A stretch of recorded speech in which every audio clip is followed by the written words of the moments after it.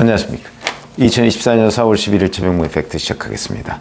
자, 국민의힘이 이번 총선에서 뭐 참패, 완패 뭐 이런 표현으로 이제 의석을 잃었는데 108석이 됐습니다.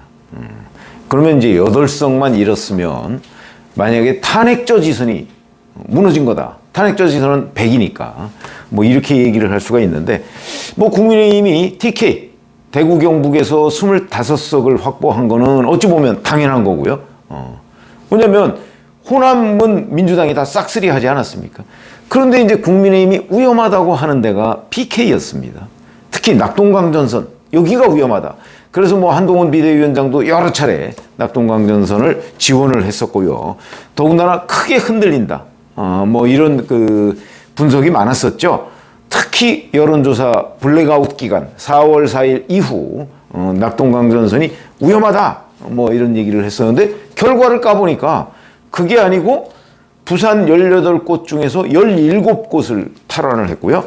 그 다음에 경남 16군데 가운데 대부분을, 그러니까 무슨 얘기냐면 부산 경남을 합쳐서 34곳 중에 30곳을 당선시켰습니다. 그러면 4군데만 빠진 거거든요. 부산의 전재수 의원 지역 하나, 북강서갑, 그 다음에 경남의 3석. 근데 이 경남의 3석은 그 4년 전에는요, 부산 3석, 경남 3석 해서 6석이었습니다. 근데 이번에는 이거를 4석으로 줄인 겁니다. 당초에 이 낙동강 벨트가 뭐 수상하다 뭐 이래서 그 민주당에서는 낙동강 벨트에서 2자리를 얻을 수 있다 이렇게 얘기를 했었습니다. 그러니까 10석 이상을 얻을 수 있다 이거죠. 부산, 경남에서. 그런데 실제는 4석. 그래서 4년 전보다 오히려 2석이 줄었다. 이렇게 얘기를 한 거죠. 만약에 한 10석이나 11석 정도 얻었다. 여기서. 그러면 정말 탄핵저 지선이 무너졌다. 그러니까 결국 탄핵저 지선을 지키게 만든 게 부산, 경남이다. PK다. 뭐 이렇게 얘기를 할 수가 있겠습니다. 자, 그러면 이게 이제 왜 이런 얘기를 하게 되냐면 실제 이 지역에서 국민의힘 후보들이 느끼는 위기감이 대단했다고 합니다. 투표 전날, 그러니까 4월 10일 전날 9일까지 후보들 전원이 땅바닥에 엎드려서 사죄 퍼포먼스 뭐 이런 걸 하면서 대대적인 읍소 작전을 벌였거든요. 그만큼 위기감이 컸던 겁니다. 그거는 그럴 수밖에 없는 것이, 자, 부산 지역에 이미 3석의 현역 의원이 있고요. 그 다음에 부산 수영 같은 경우는 장해찬 후보가 무소속으로 출마해서 민주당 후보한테 어부지리를 안길 것이 뭐 거의 확실시된다. 이런 판단이 있었던 겁니다. 여기에서 국민의힘 정현욱 후보는 여론조사상 2등을 했었습니다. 그러다 보니까 이제 그거 저거 합치면 부산에서 한 5석 날아갈지 모르고, 그 다음에 경남 여기서도 또 상당한 정도로 민주당의 의석을 가져갈지 모른다. 그러면 이게 결국은 탄핵저 지선이 무너지는 것 아니냐.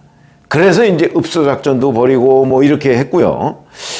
그런데 실제 뚜껑을 딱 열어보니까 부산에서 민주당이 하나, 그 다음에 경남에서 노무현 전 대통령의 생가가 있는 김해, 갑과 을, 이 2곳은 원래가 민주당 현역 의원입니다. 이 2석을 현역 의원 민주당이 그냥 가져갔습니다. 그러니까 그건 민주당으로서는 수성을 했다고 볼 수가 있는 거죠. 그 다음에 민주당이 이제 탈환했다고 볼 수 있는 게 창원, 성산. 여기에 이제 허성무 후보가 당선이 됐는데 여긴 창원시장 출신입니다. 아마 그런 경쟁력을 가지고 당선이 된 것으로 보인다. 이렇게 되면 4년 전에 6석이 지금 4석으로 줄었다. 그래서 이 부산, 경남, PK를 국민의힘이 선방함으로써 탄핵저 지선을 막았다. 그럼 탄핵저 지선을 막는데 결국 PK가 상당한 공헌을 했다. 그럼 이 이유가 뭐냐? 읍소작전 때문이냐? 아니면 막판 국민의힘 지지층 결집 때문이냐? 아니면 또 하나의 변수가 있죠. 문재인 전 대통령. 저는 뭐 이런 것들이 다 조금씩 영향을 미쳤겠지만 결국은 문재인 전 대통령이 온갖 비판, 아시다시피 전직 대통령이 특정 정당의 후보를 당선시켜달라고 선거운동을 한다는 게 상상이나 되십니까?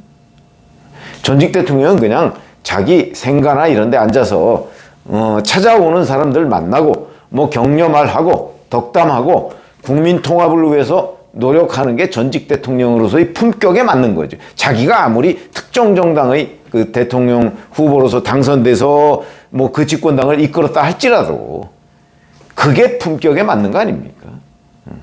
그런데 문재인 전 대통령은 그걸 다 내팽개치고 온갖 비판을 무릅쓰고, 그것도 초반부터 관여한 것도 아니고, 제가 찾아보니까 3월 29일이더군요.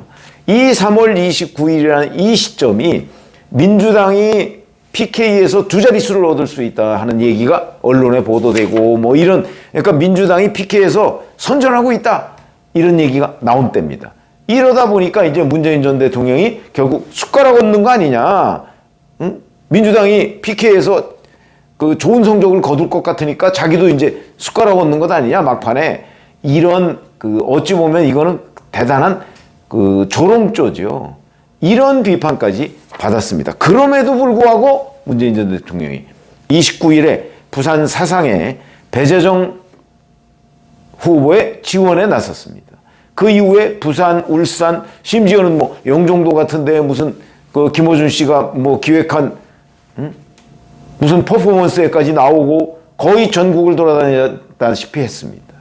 근데 결과는 4년 전보다 못했다. 이거는 저는 틀림없이 민주당 이 문재인 전 대통령 이 선거운동 지원에 대한 역풍이 있었다고 봅니다. 물론 이걸 가지고 뭐 1992년에 초원북국집 사건하고 비교하는 데도 있더라고요. PK가 결국은 국민의힘이 위기에 처하니까 우리가 남이가 그래서 국민의힘을 확 그 지지해 주는 걸로 쏠렸다. 글쎄, 근데 뭐 그 정도까지 볼 건 아닌 것 같고, 저는 오히려 문재인 전 대통령의 이 품격에 맞지 않는 행동, 이것이 역풍을 불러온 것 아닌가. 그렇게 따지면 문재인 전 대통령 입장에서 본다면 결국 온갖 비난은 비난대로 받고 실적도 오히려 없고, 이렇게 되면 결국 망신만 당한 것 아니냐. 저는 그렇게 판단이 돼서 전직 대통령은 전직 대통령으로 뭐 심지어는 자기가 그 사저가 있는 그 양산을 여기서 김두관 후보 이번에 지지 않았습니까? 김태호 후보한테 그것까지 뺏겼습니다. 이런 것만 봐도 문재인의 역풍, 이게 PK에 일부 있었던 것 아닌가. 저는 그렇게 판단이 돼서 결국 본인은 뭐 선의로 뭐 어떻게 했는지는 모르겠으나 그 품격을 잃은 행동에 대한 유권자들의 심판이 있었던 것이고, 그것이 전국적으로는 탄핵 저지선을 막는 데까지 기여를 한 이런 아이러니가 일어났다. 이렇게 판단이 돼서 말씀을 드렸습니다. 고맙습니다.